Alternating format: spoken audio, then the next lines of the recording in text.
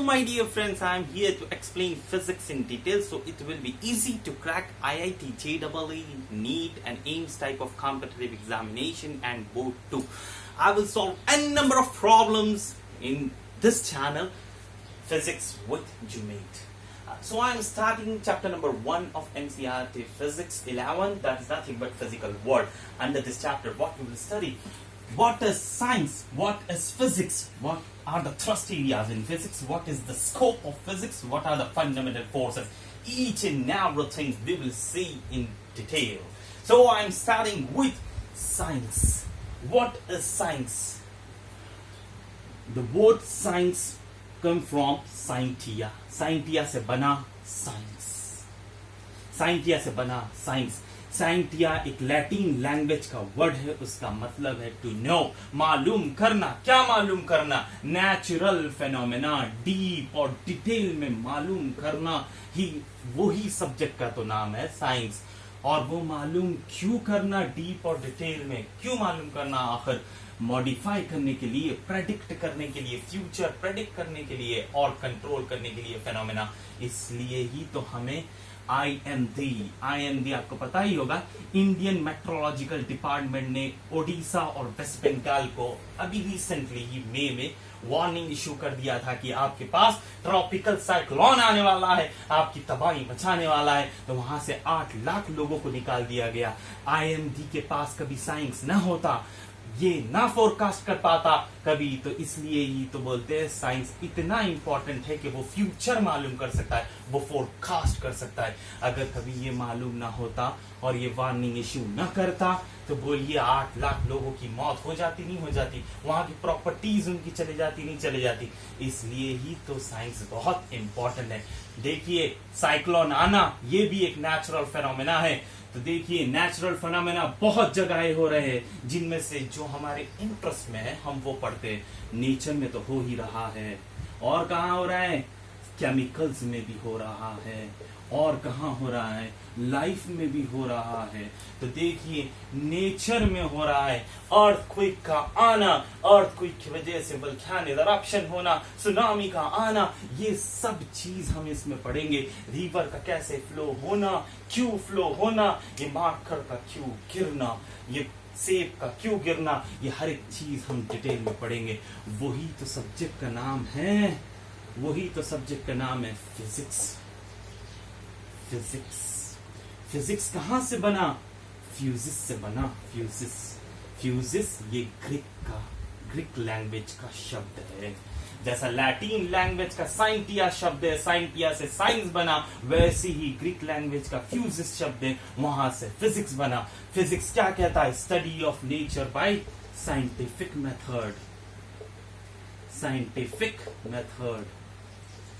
देखिए पढ़ना तो है ही नेचर में, नेचर के अंदर के साइक्लोन्स को, अर्थक्वेक को, वोल्केनिक इरप्शन को, सबको तो पढ़ना है, मगर एक डायरेक्शन से पढ़ना है. रैंडम कुछ भी किधर से भी शुरू ना कर लेना.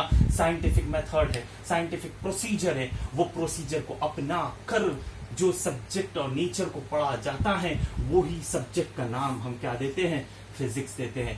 केमिकल्स का पढ़ना, केमिकल्स रिएक्शनों का पढ़ना, और वो कैसा एक्सीडेशन होता है, कैसा रिडक्शन होता है, कैसा रस्ट का फॉर्मेशन होता है, हर एक चीज, वसाल का फॉर्मेशन कैसा होता है, एटॉम्स का, एटॉम और न्यूक्लियस, हर एक चीज का पढ़ना. वो कौन सा है सब्जेक्ट?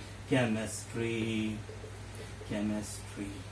लाइफ का पढ़ना, रिप्रोडक्शन से लेके डेथ तक, सेल से लेके न्यूक्लियस तक, हर एक चीज का पढ़ना. स्टेम का सेल का पढ़ना, हर एक सेल का पढ़ना. वो कौन सा है? बायोलॉजी. वो सब्जेक्ट का नाम क्या है? बायोलॉजी. मगर हम ज्यादातर अभी किस में इंटरेस्टेड है? नेचर में. क्यों नेचर में? क्योंकि हम फिजिक्स सब्जेक्ट पढ़ रहे हैं. और भी डिटेल में देखते हैं फिजिक्स का मतलब क्या है. फिजिक्स का मतलब क्या है? फिजिक्स एक्सप्लेन करता है why and how particular phenomenon occur. देखिए ये बताता है कि साइक्लोन आया तो आया, क्यों आया और कैसे आया. मतलब क्यों, क्या फोर्सेस रिस्पॉन्सिबल थे साइक्लोन आने के, और कितनी वेलोसिटी से आया, कितनी स्टॉर्म लेके आया, कितनी रेनफॉल लेके आएगा, वो सब चीज का प्रोडक्शन करना, वो सब चीजों का मालूम करना, that is nothing but physics. For example, ये मारकर ऊपर से नीचे गिरता है, क्यों गिरता है, आखिर ऐसा कौन सा फोर्स है, ऐसा कौन सा लॉ को ओबे करके ये नीचे ही गिर रहा है, ऊपर क्यों नहीं जा रहा है, ये कितनी वेलोसिटी से नीचे गिर रहा है, कितने एक्सेलरेशन से नीचे गिर रहा है, और कितने मिनट में नीचे गिरेगा, ये सब चीज का मालूम करना ही उस सब्जेक्ट का नाम क्या है, फिजिक्स। अब देखिए, ये मार्कर की और नीचे गिरने की चीजों की हमारी पढ़ाई हो चुकी है, तो हमें पता है कि मार्कर नीचे क्यों गिर रहा है, क्योंकि due to gravitational force, due to gravitational force. और कितनी वेलोसिटी से नीचे गिर रहा है, कितने एक्सेलरेशन से नीचे गिर रहा है, और कितने वक्त में नीचे गिरेगा, ये सब चीज का मालूम कर लेना, ये कौन सा सब्जेक्ट है, फिजिक्स सब्जेक्ट में ये सब चीजें होती है। ये किसने बताया है, न्यूटन, ग्रेट साइंटिस्ट न्यूटन ने दिखाया। और भी फिजिक्स को डिटेल में देखते हैं। फिजिक्स क्या है, physics it explains basic laws and principles, basic laws and principle का मालूम करना ही नथिंग बट फिजिक्स। वो बेसिक लॉज और वो प्रिंसिपल जिसके ऊपर पूरी कायनात चल रही है, जो पूरी कायनात को गवर्न कर रहे हैं, वो बेसिक लॉज एंड प्रिंसिपल का पढ़ना ही नथिंग बट फिजिक्स। अब देखिए, study of nature by scientific method. Scientific method एक डायरेक्शन है, एक प्रोसीजर है, तो साइंटिफिक मेथड को इंपॉर्टेंस देंगे या नहीं देंगे, साइंटिफिक मेथड को इंपॉर्टेंस देंगे, क्योंकि ये डायरेक्शन और हमारे को दिखाता है कि किस तरीके से आगे बढ़ना है।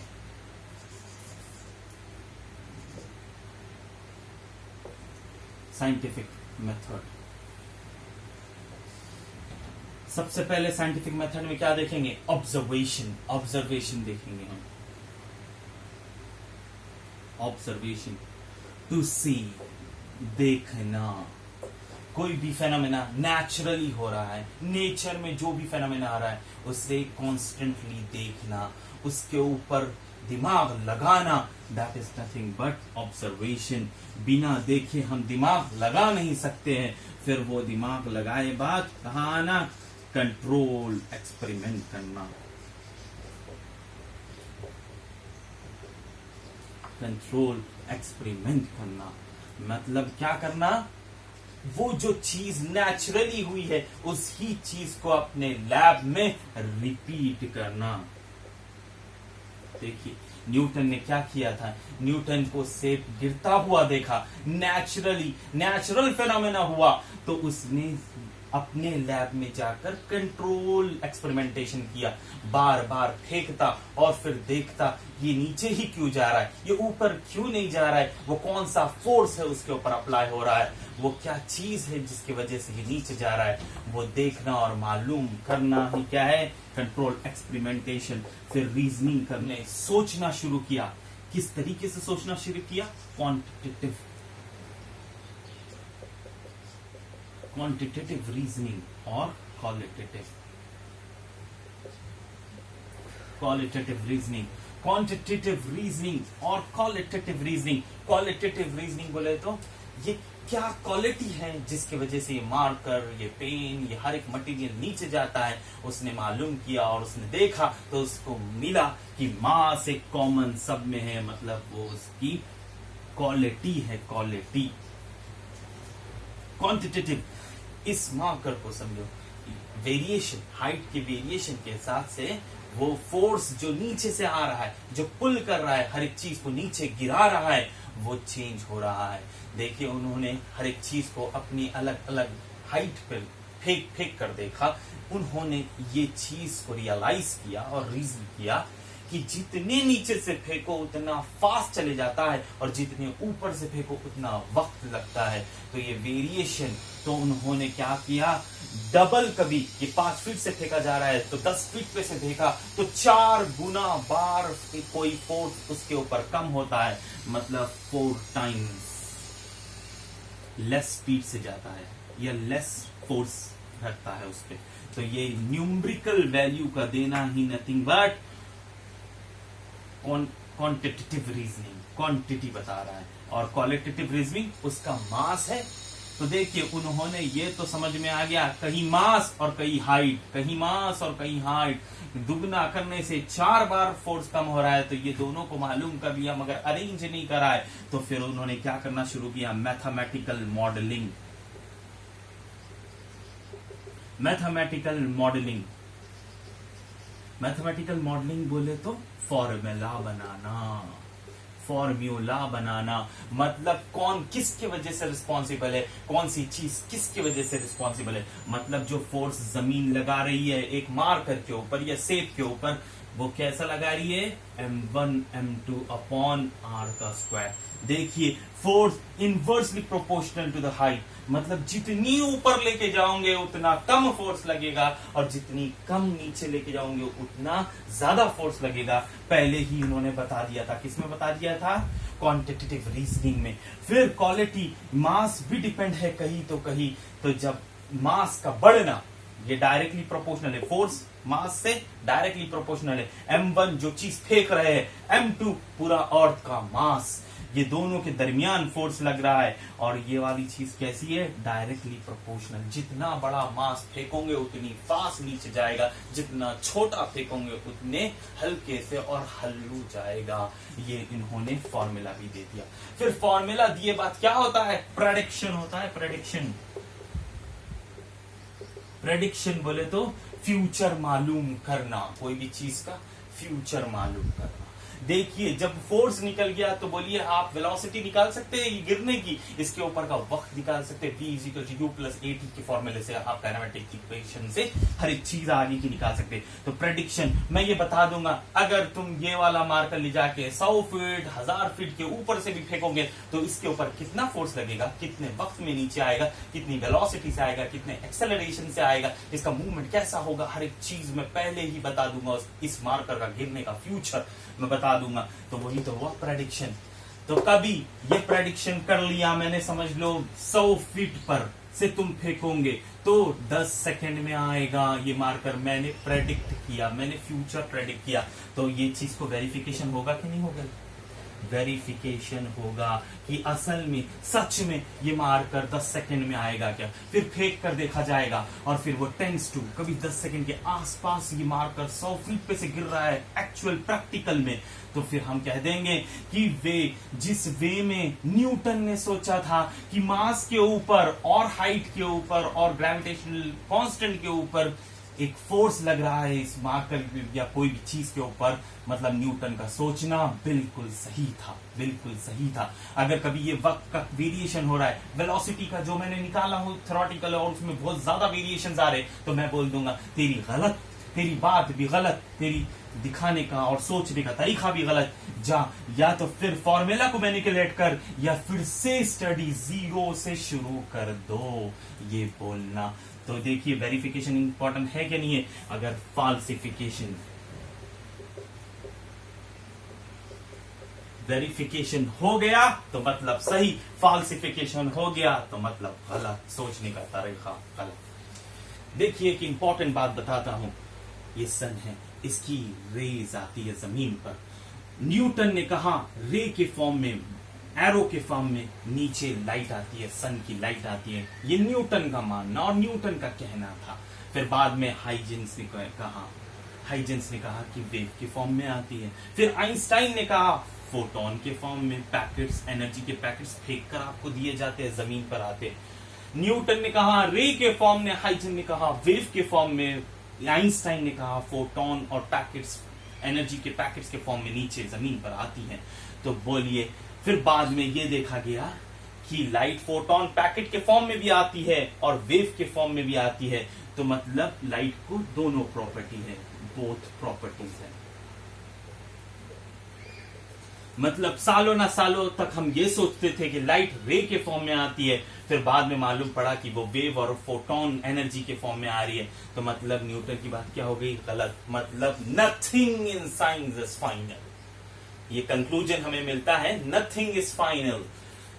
तो इसलिए अब आइंस्टाइन का कहना है कि ग्रेविटी एक्ट नहीं कर रही है, स्पेस अपना पुश लगा रहा है, पुश कर रहा है, इसलिए कोई भी चीज जमीन पर गिरती है।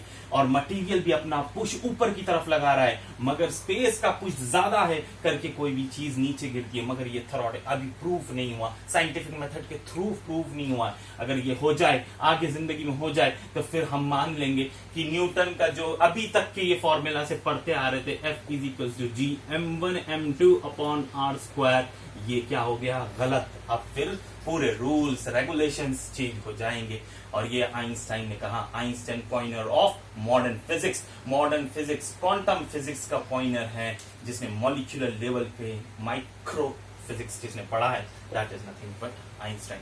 और देखिए इसके आगे हम देखते हैं फंडामेंटल रूल ऑफ फिजिक्स। क्या फंडामेंटल रूल है फिजिक्स का या नेचर का, हम देखेंगे फंडामेंटल रूल ऑफ फिजिक्स और नेचर।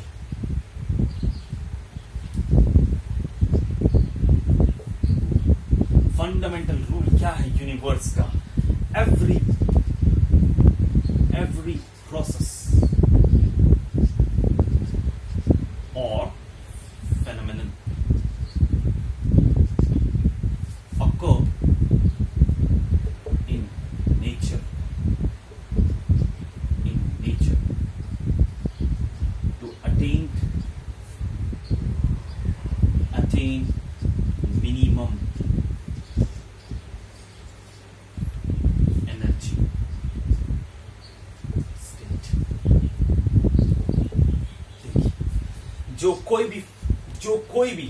कोई भी प्रोसेस या फेनोमेना हो रहा है इस दुनिया में, सिर्फ क्यों हो रहा है, मिनिमम एनर्जी स्टेट ऑक्युपाई करने के लिए, मिनिमम एनर्जी स्टेट में आने के लिए। साइक्लोन का आना भी मिनिमम एनर्जी स्टेट में आने के लिए है, अर्थक्वेक का आना भी, वोल्केनिक इरप्शन का भी होना, हर एक फेनोमेनन रिस्पॉन्सिबल क्यों है।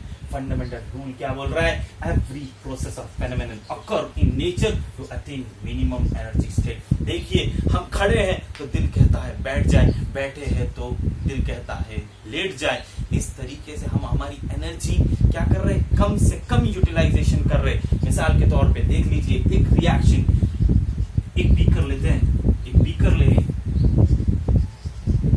उसमें H2SO4 का सोल्यूशन, अगर इसमें हम जिंक मिला लें तो ये क्या बन जाएगा, ZnSO4। देखिए इसको बनने के लिए एनर्जी बहुत लगती है, इसको बनने के लिए एनर्जी कम लगती है। हमारा भी तो वैसे ही है, जो दोस्त को संभालने के लिए एनर्जी और हमारा दिमाग बहुत लगता है, बहुत परेशान करता है, तो हम उसे छोड़ देते, दूसरे दोस्त के साथ दोस्ती कर लेते हैं। तो ZnSO4 कम से कम एनर्जी बनने के लिए लगता है। तो समझ में आ गया फंडामेंटल रूल्स। सो आगे का हम नेक्स्ट वीडियो में देखेंगे। Thank you.